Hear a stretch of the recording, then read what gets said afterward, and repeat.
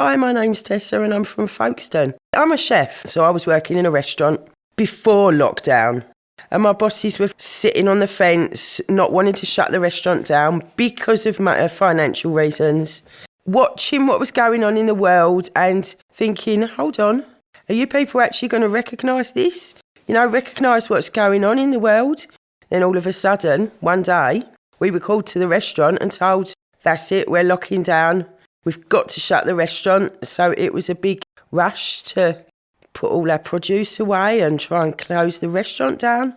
And then all of a sudden I was at home for months and months with my family, which for me was such a positive and really lovely experience because I don't spend a lot of time with my family. My daughter, who's a grown-up hairdresser, she goes to work a lot. So we put ships in the night. My husband worked on the COVID site, so he was out at work all the time. So we obviously knew quite a lot of information that was going on that other people didn't know. It was a really positive experience for me. I really enjoyed it. I loved all the time I spent with my daughter. Every minute of it. She is a wonderful person. And being with her made the experience so easy. Apart from the fact that I had to have a menu ready every morning.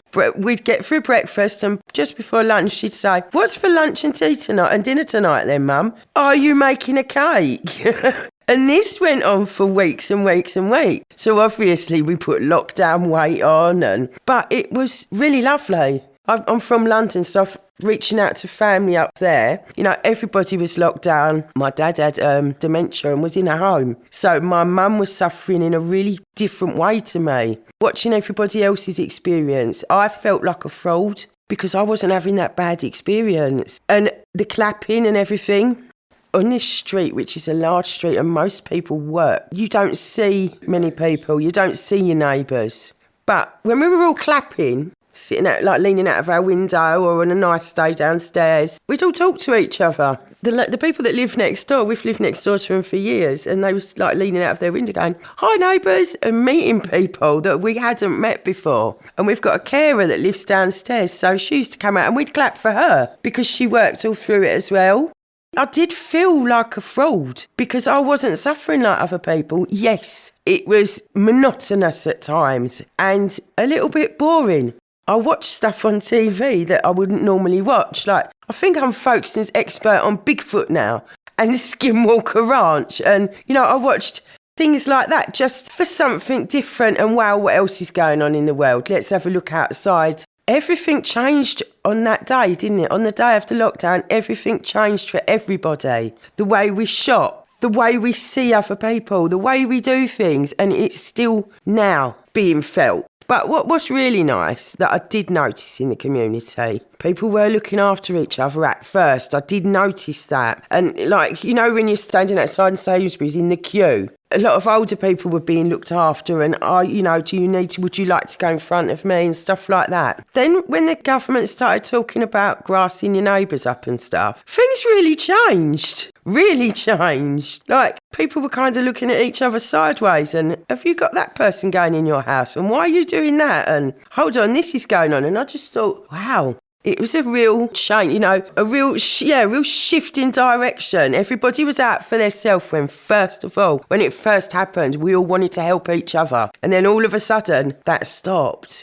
Everything is different, going back to work, being a chef. People don't eat the same way they used to. So I'm cooking differently. The restaurant I work in now, which is a different restaurant, I might add, we don't do large meals anymore. It's all small plate food because people haven't, number one, got the money, number two, got the appetite for going out and having a big meal, and they don't want to sit in a restaurant full of people. Eat out to help out thing, I knew was going to bring another lockdown.